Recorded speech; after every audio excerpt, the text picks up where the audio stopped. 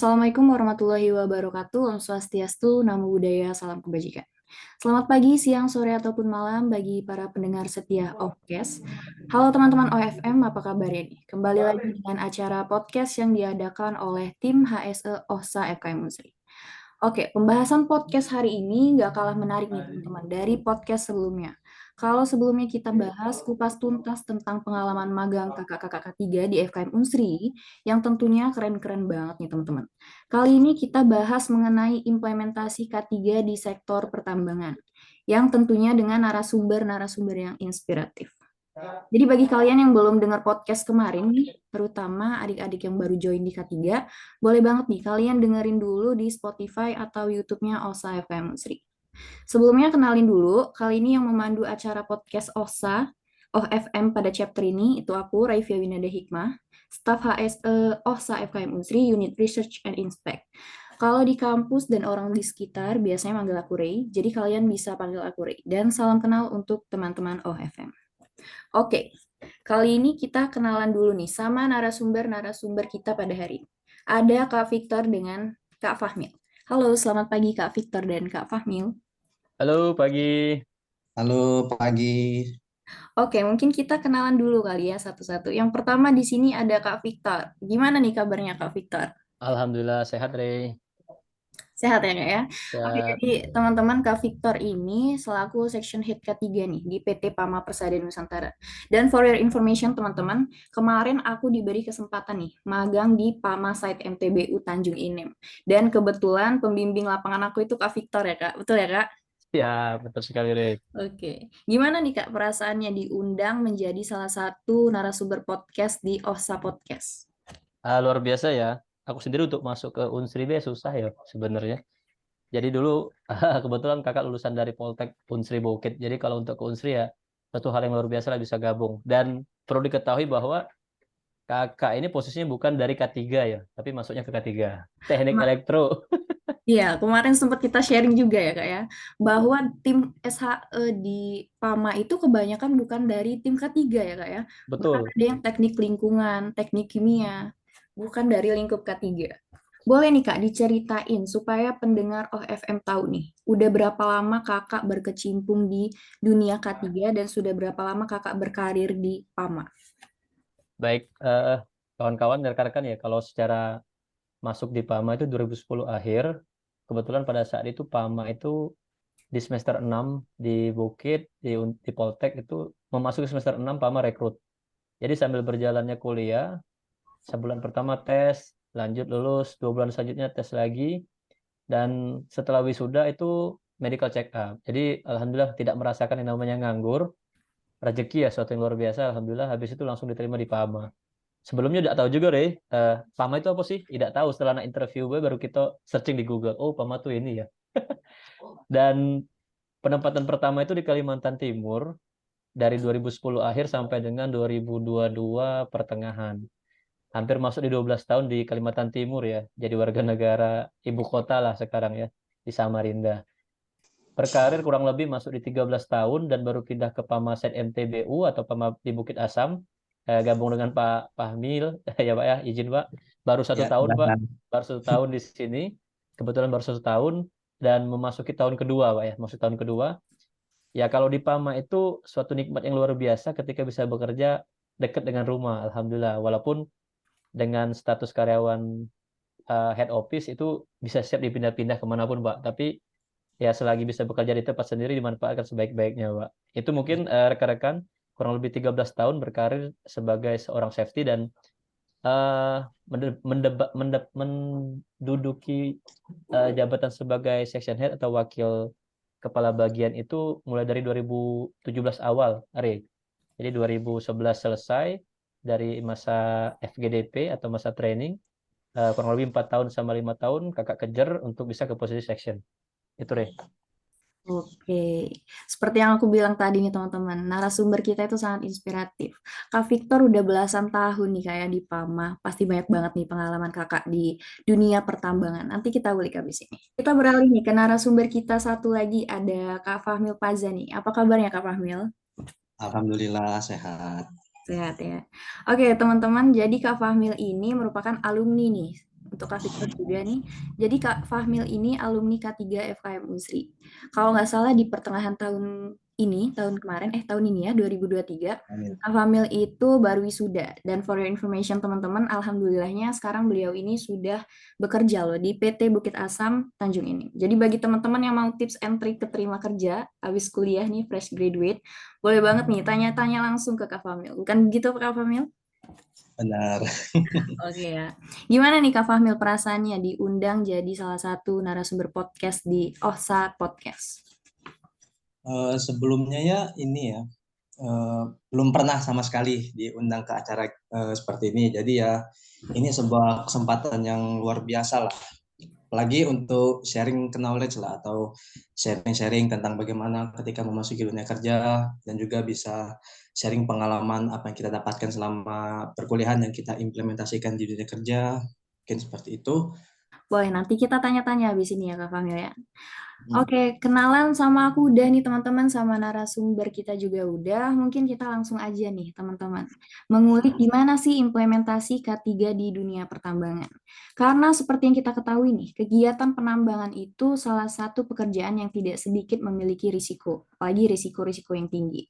Terpapar material pertambangan, asap atau debu yang membahayakan kesehatan, bahkan nih seperti yang disenggol nih sama Kak Victor tadi, homesick karena bekerja jauh dari rumah ya. Ini menjadi salah satu faktor risiko bagi para pekerja yaitu bahaya psikososial nih teman-teman. Oke, mungkin yang pertama nih, aku mau nanya ke Kak Victor. Seberapa penting sih Kak kita menjaga keselamatan dan kesehatan di kehidupan sehari-hari? Baik. Ini kehidupan sehari-hari dulu ya garis bawahnya ya. Iya, Atau dunia dunia kerja.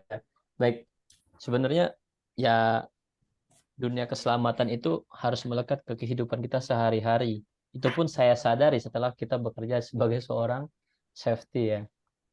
Dulu mungkin waktu masih kuliah, masih SMA, berangkat sekolah masih helmnya nggak dipakai atau masih ala kadarnya tidak tahu mengenal pengecekan alat atau P2H tidak pernah tahu. Kecepatan di jalan pun sesuka-suka kita pada saat SMA ataupun kuliah itu juga sebenarnya setelah masuk di dunia kerja itu adalah cerminan. Oh, dulu saya seperti ini ternyata. Kita paham itu terkait keselamatan setelah saya sendiri bekerja sebagai seorang safety. Bagaimana? Oh iya ya, bekerja menggulirkan keselamatan hari ke hari itu sangat penting karena kenapa? Selamatnya kita hari ini menentukan kita besok bisa bekerja kembali ya. Jadi kalau kita ngomongnya cuman di dunia pekerjaan, karena keselamatan itu mulai dari rumah ya. Mulai dari pola istirahat, mulai dari kita bawa motor, seperti apa perilaku kita, pengecekan unit kita. Kalau semuanya tidak disiapkan, otomatis ya tidak akan terimplementasi terkait dengan keselamatan, menjalankan keselamatan dalam kehidupan sehari-hari ya, Rey. betul banget. Jadi kita harus menjaga keselamatan dan kesehatan kita di kehidupan sehari-hari karena kita tidak pernah tahu nih teman-teman bahaya-bahaya apa yang ada di sekitar kita yang dapat menimbulkan risiko nih bagi keselamatan dan kesehatan di kehidupan kita. Jadi sedikit apapun, sekecil apapun kita harus tetap menjaga keselamatan dan kesehatan kita di kehidupan sehari-hari. Benar ya Kak Victor? Betul, betul sekali, Rey. Oke, lanjut nih ke Kak Fahmil.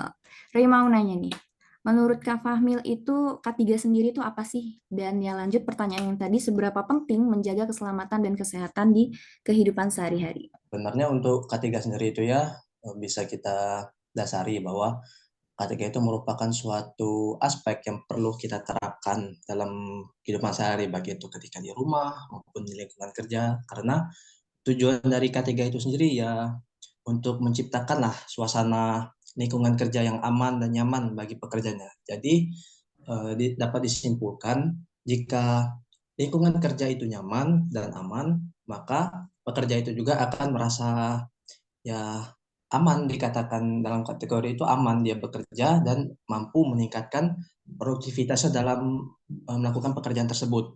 Dikarenakan mereka merasa aman dan terhindar dari adanya bahaya yang dapat menimbulkan itu tadi kecelakaan kerja.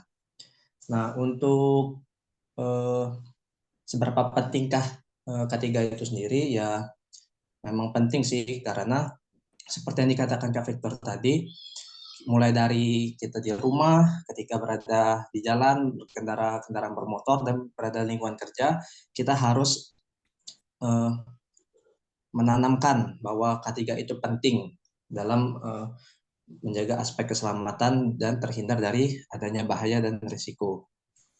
Dan juga seperti yang pernah dipelajari ya waktu zaman kuliah dulu tentang dasar K3 bahwa kecelakaan itu adalah suatu bahaya maupun risiko yang terjadi tanpa adanya kehendak maupun tidak diinginkan ataupun tidak dapat diprediksi. Jadi dapat disimpulkan bahwa kecelakaan itu sendiri dapat terjadi kapan saja dan di mana saja tanpa memandang usia. Nah, jadi perlu kita terapkan lagi bahwa ketika itu sangat penting dalam kehidupan sehari-hari. Mungkin seperti itu, Ray. Oke, benar banget nih teman-teman. K3 itu wajib diterapkan untuk memastikan pekerja dapat bekerja dengan kondisi yang terjamin ya teman-teman. Nah Kak Fahmil, Ray mau nanya lagi nih. Kenapa Kak Fahmil lebih memilih bekerja di K3 Pertambangan dari banyaknya sektor K3 yang ada nih? Ya mungkin karena pengalaman ya, karena sebelumnya Kak Pamil juga pernah magang ya di PT Bukit Asam, tepatnya di K3 Pertambangan. Jadi ya ada sedikit gambaran lah gimana untuk prospek ke depannya mau ngambil sektor apa. Dan juga kemarin sempat ada rekrutmen juga dari K3 Pertambangan PT Bukit Asam. Jadi itu sebuah kesempatan. Jadi ikut rekrutmen tersebut.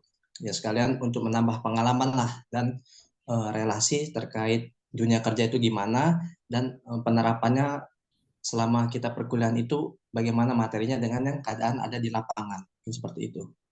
Oke, jadi pada dasarnya memang sebelumnya kakak pernah magang gitu ya di dunia pertambangan ya kak? Ya, benar-benar. Oke, kalau Kak Victor sendiri nih, kenapa kakak lebih memilih bekerja di K3 Pertambangan nih kak? Dari sektor K3 yang ada? Gini, Re, orang itu akan enjoy ketika menikmati pekerjaan itu sesuai dengan passionnya ya. Dan ternyata saya baru menyadari setelah bekerja di safety, ternyata passion saya di situ tuh. Mengkampanyekan, menegakkan aturan, sosialisasi, kemudian berhubungan dengan orang banyak, ternyata passion saya di sana. Awal mula saya kenapa masuk ke safety, ya ini mohon maaf, pada saat itu jurusan teknik elektro ada bagian safety, jadi saya masukkan aja, Rey. Awal mulanya itu ya. Jadi tidak kepikiran bahwa oh safety itu kayak apa sih? Ya, tidak kepikiran. Saat itu ada jurusan teknik elektro untuk dibutuhkan sebagai seorang safety leader, ya udah aku masukin. Setelah nyemplung baru oh mungkin ini benar-benar jalan dari yang maha kuasa bahwa arahnya ke sini. Jadi itu sih Rey. Setelah bukan karena memang pengen jadi seorang safety, tidak ada bayangan dulu. Oke, jadi balik lagi ya teman-teman ke passion dan keinginan kita masing-masing. Kalau memang passion kita ada di K3 listrik, ya berarti kita harus mempelajari dan mendalami seperti kita bisa ikut seminar atau workshop mengenai K3 listrik gitu ya. Jadi balik lagi ke passion dan minat kita ya teman-teman. Oke, mungkin yang selanjutnya Ri mau tanya nih, implementasi K3 di pertambangan. Kalau di PAMA sendiri nih Kak, gimana implementasi K3 di pertambangan? Implementasinya sebenarnya kita di sini sekarang sudah ada yang namanya, kalau dulu kan pemerintah belum ada sistem ya penerapan manajemen keselamatan pertambangan. Namun PAMA dulu membuat sistem, sudah ada sistemnya namanya PAMA Safety Management System. Kemudian setelah di 2014 dari Kementerian SDM mengeluarkan sistem manajemen keselamatan pertambangan atau SMKP. Jadi di sini kalau ditanyakan bagaimana sekarang penerapannya, kita menerapkan sistem manajemen keselamatan SMKP. Sistem manajemen keselamatan pertambangan yang kita combine dengan PSMS atau PAMA Safety Management System. Jadi isinya kurang lebih sama ya. Kalau dulu semua tambang itu memiliki sistem masing-masing dalam manajemen keselamatan, tapi sekarang diatur oleh pemerintah. Ini nih aturannya, kita silakan kalian terapkan. Saat ini ya kalau dibilang secara safety maturity levelnya atau secara ya SCML-nya ya kita di tingkatnya itu tingkat di apa kemarin ya lupa saya evaluasinya itu deh. Oke, jadi kalau misalnya di PAMA itu Kak, K3-nya itu ada unit tersendiri atau satu kesatuan dalam tim SHE Kak? Kalau ketiganya gabung sih, Re. Jadi Gabung ya. ya SAE kan safety health environment, berarti kan di situ ada ketiganya, safety-nya ada, tim kesehatannya itu juga seorang SAE leader kan yang membawahi dokter dan paramedis. Dari sisi environnya ada juga seorang environment officer, jadi digabung. Kalau di tempat Pak Fahmil kan berbeda ya, Ya, divisinya jadi berbeda. dipecah lagi menjadi beberapa satuan ya, Kak, ya. Betul. Kalau di PTBA gimana nih Kak, implementasi ketiganya? Tadi sempat disenggol juga kan bahwa terpecah nih, ada unit-unit lainnya. Boleh dijelasin Kak? Nah, untuk di PTBA sendiri, acuannya tetap sama ya, seperti yang dikatakan Kak Victor tadi, yaitu Permen SDM Minerba sebagai acuannya SMKP Minerba.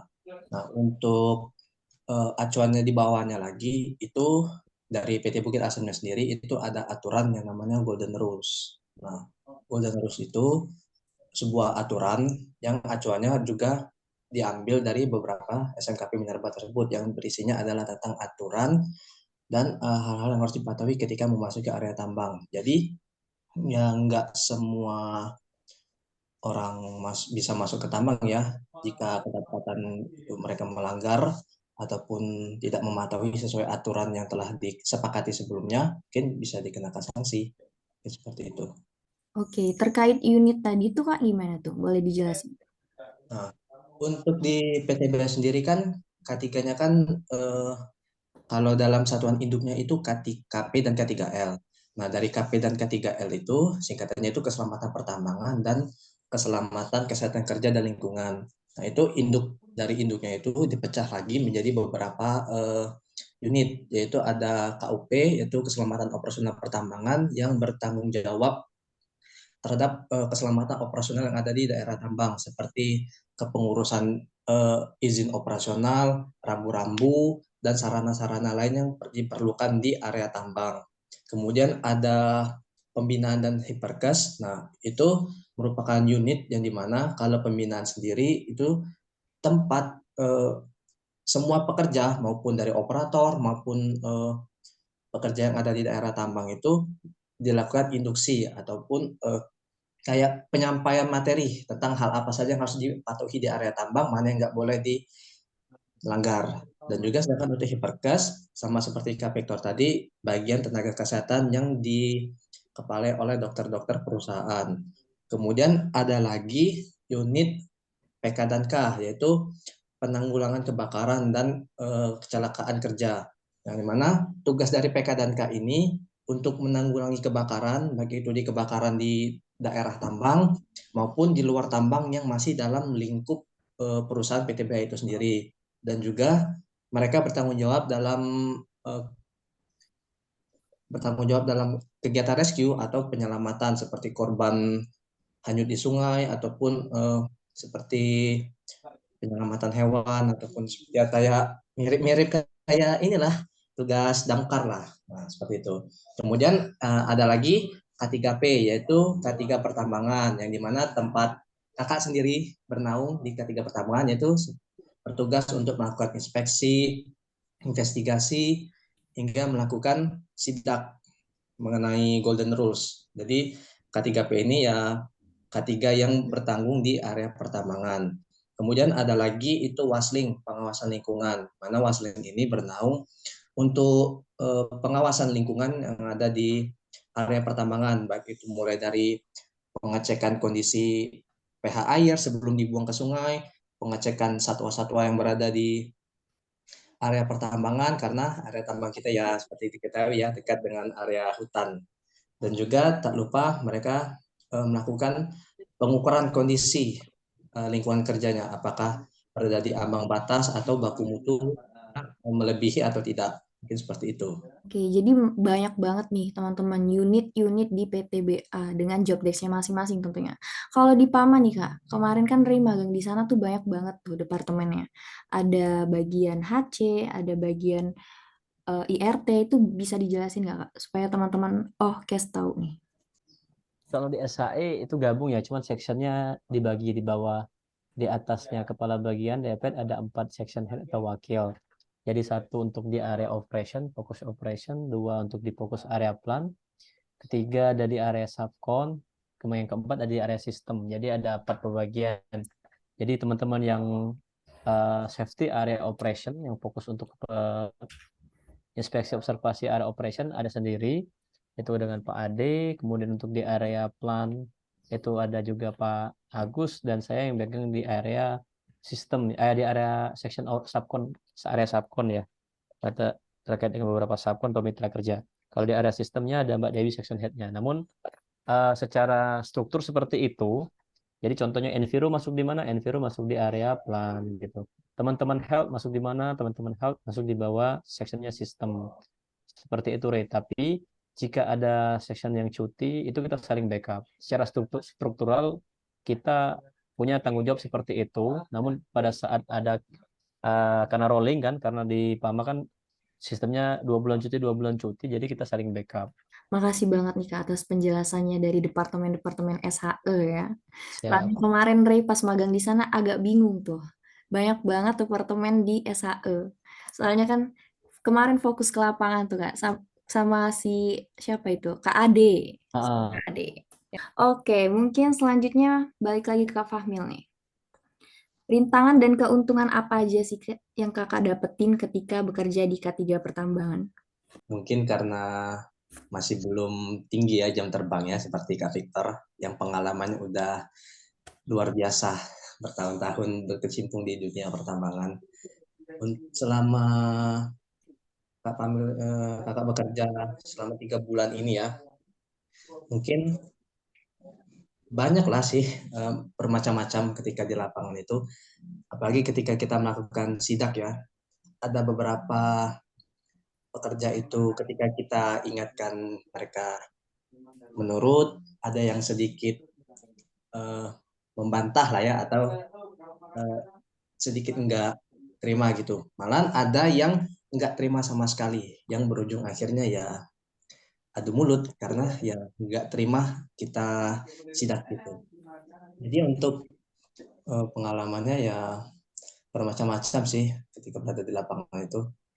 Jadi bagaimana kita menghadapi mitra itu ketika di lapangan dan juga bagaimana cara kita mengkomunikasikannya dengan baik agar apa yang kita sampaikan itu tersampaikan dengan jelas tanpa menyinggung perasaan mitra yang berada di lapangan tersebut. Mungkin seperti itu. Oke, kalau sukanya gimana nih Kak? Kalau sukanya ya sering ke lapangan sih melihat area pertambangan itu gimana. Karena selama ini kan belum pernah lihat pertambangan itu gimana prosesnya, gimana apa itu prosedur kerjanya gimana. Selama ini kan hanya melihat di sosial media kan kayak postingan orang ketika bekerja di tambang itu gimana. Jadinya kan ya semakin penasaran ketika berada di lapangan, apalagi melihat site ya atau area penggalian pertambangan itu, wah rasanya kayak gini ya dunia pertambangan itu. Seperti itu. Itu kalau pandangan dari Kak Fahmil ya teman-teman yang baru berkecimpung di dunia K3 Pertambangan nih. Kalau Kak Victor nih Kak gimana? Yang sudah hampir belasan tahun ya berkecimpung di K3 Pertambangan nih. Rintangan dan keuntungan apa aja sih yang Kakak dapetin ketika bekerja di dunia K3 Pertambangan? Oke, baik, Ray. Kalau rintangan banyak ya memang ya. Ya, Mas Mas Fahmil, selamat datang di dunia ketiga, sudah mulai ngerasakan. Saya Iya, memang ya kita kan mohon maaf darah Sumatera ya. iya, Aku itu pertama masuk ke Kalimantan itu, Ray, masih masa-masanya training, itu hampir berapa kali mau kelahi sama orang di sana. Jadi ya tantangan terberat kita pada saat jadi seorang SHE tadi itu adalah bagaimana mengajak mereka itu untuk mau mengikuti aturan perusahaan. Yang disampaikan Mas Fahmil tadi bahwa ya kita di sini teknik komunikasi kita yang harus kita jaga. Safety itu unik karena yang kita hadapi adalah orang. Beda dengan mekanik, yang dihadapi adalah unit. Beda dengan operator yang hadapi adalah area kerja atau unitnya juga. Dan di sini kalau safety itu lebih pada kayak psikolog iya, motivator iya, lebih ke arah sana. Jadi kalau ngomongin masalah rintangan cukup banyak ya. Mau diancam dibunuh sering, karena dulu waktu saya di Kalimantan ya banyak sampai ada beberapa orang yang harus di PHK. Karena ya posisi kita itu menegakkan aturan. Jangan sampai tidak adanya seorang safety tidak ada bedanya, itu yang salah. Yang disampaikan Mas Fahmil tadi sampai dengan nggak terima segala macam ada mulut, ya itu pasti akan sering terjadi. Karena memang ya akan seperti itu karena habit Indonesia atau masyarakat kita itu memang harus disanksi dulu baru mereka patuh. Beda dengan habitnya orang-orang atau kultur dari budaya orang-orang luar ya, yang lebih patuh tanpa harus diawasi. Jadi ya selama 12 tahun ada semua tuh lari terkait dengan rintangannya. yang dibenci oleh satu departemen sendiri ada karena saya duluan naik posisi, ada juga yang mau dibunuh, diancam karena mereka ngelanggar segala macam. Cuman ya Bismillah aja lah. Selagi kita benar, ya berjuang aja. Yang penting tadi dibilang Mas Famil, tinggal teknik komunikasi kita seperti apa. Awalnya saya nggak juga, karena kan tamat kuliah tuh sendiri. Kita ngerasa orang Palembang, orang Sumatera, nggak, sok hebat segala macam. Ternyata begitu kita beberapa tahun kemudian ngerasa, oh harusnya teknik komunikasi kita tuh kita perbaiki. Sehingga orang itu nerima, walaupun dalam sakit hati, dia dalam sakit hati tapi nerima, daripada dia tidak terima dan ujung-ujungnya bentrok duluan. Itu dari sisi tantangannya atau rintangannya, ya. Kalau dari keuntungannya sebenarnya departemen ketiga itu sebenarnya departemen yang paling famous ya, yang paling familiar sebenarnya. Jadi sangat mudah untuk dikenal orang, sangat mudah untuk dikenal orang. Jadi satu keuntungan bagi kita juga terkait dengan diri kita, karena apa? Safety itu harus menjadi bagian dari setiap departemen. Safety itu ya. Jadi dalam hal ini juga pastinya setiap departemen itu masih eratnya ke safety. Sebenarnya safety itu adalah utama, safety itu selalu diutamakan, otomatis orang-orang lebih banyak terkenal tuh orang-orang safety, Rey. Itu kalau menurut saya sih ya. Ternyata perbedaannya sangat signifikan ya. Dari Kak Fahmil yang baru banget masuk di dunia K3 pertambangan dengan pengalaman Kak Victor nih yang udah belasan tahun. Banyak banget tuh rintangannya. Oke, mungkin Udah dari, beda jam terbang ya Kak ya. Tapi gitulah, kan rintangan itu kan untuk membuat kita naik kelas. iya Iya, betul. Jadi ada kalau ini kita, Kak, betul, kalau kita ada tidak, ada dibilang itu Kak, kalau jadi orang set itu siap-siap aja jadi iya, musuh orang di siap lapangan. dibenci, siap dibenci itu udah pasti tuh. Siap Karena dibenci, apa siap mereka? dimusuh. Karena Mm, mereka itu berarti tidak menerima untuk menjalankan, tidak mau sebenarnya. Karena itu tadi benar. orang-orang kita memang masih tipikalnya harus dipaksa dulu sih. Benar Kak. Kalau bahasa lahat itu Kak ya, bebal bange ibaratnya. Beber banget. Aduh, tidak di mana-mana sih tapi memang rata-rata cek Iya. itu sih. Oke, mungkin dari Kak Victor nih Kak. Boleh sampein nggak nih pesan untuk mahasiswa K3 nih? Dan hal apa aja yang perlu dipersiapkan untuk menghadapi transisi dari kehidupan perkuliahan ke dunia kerja nih? Oke, siap.